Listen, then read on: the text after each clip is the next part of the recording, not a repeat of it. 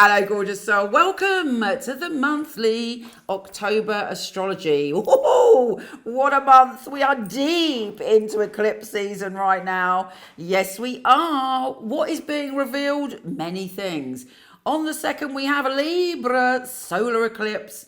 And then later on, we have a full moon in Aries. We're going to look at how we can be independent and unique in our life, and also how to see the truth to form closer intimacy with people. Here's your monthly astrology.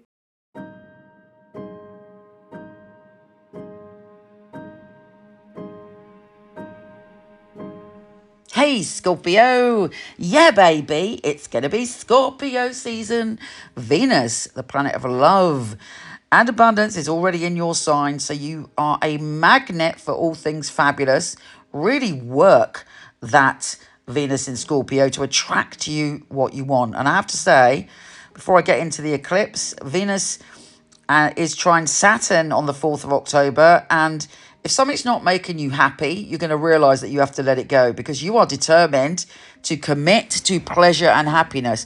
But on a positive note, you might decide to commit to something that really does bring you joy, a creative project, a love affair, whatever it is, having kids even, because that could be a possibility. And you're like, right, I've decided these are my long-term goals and I'm going to go for it. And you know what? You'd be right to do so, because it will bring you joy.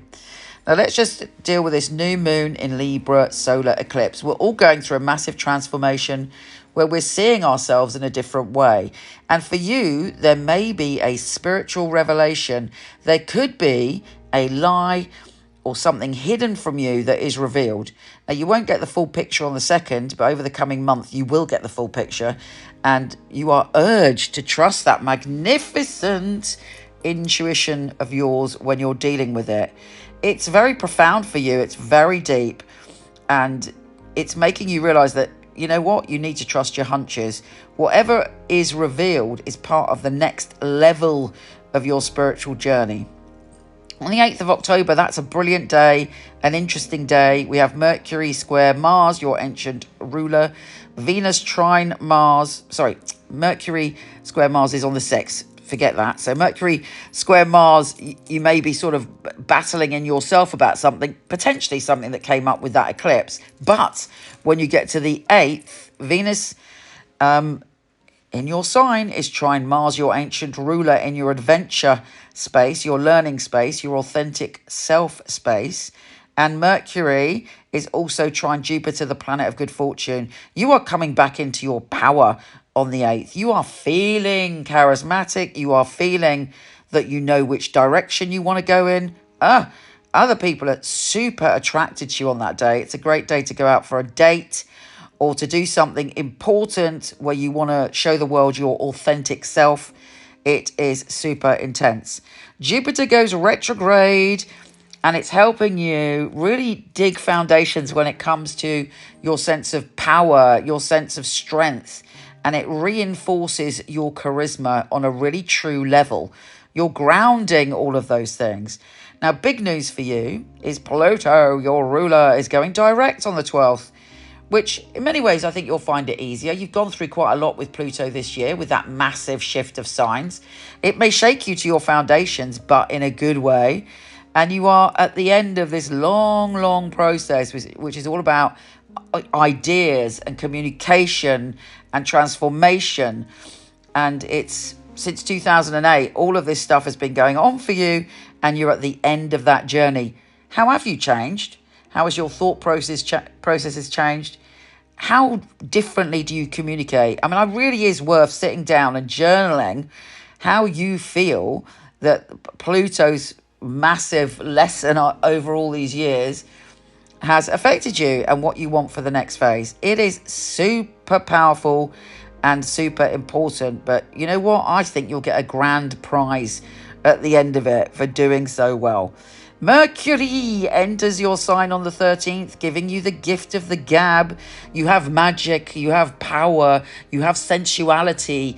You can magnetize what you want to transform. It's a fabulous time for manifesting and drawing towards you your desires. You know, light yourself up and say to the universe, I am willing to receive it. I know it's coming. I am a magician, and draw all that incredible energy to you. Venus is trine Neptune on the 16th. It's a spiritual awakening.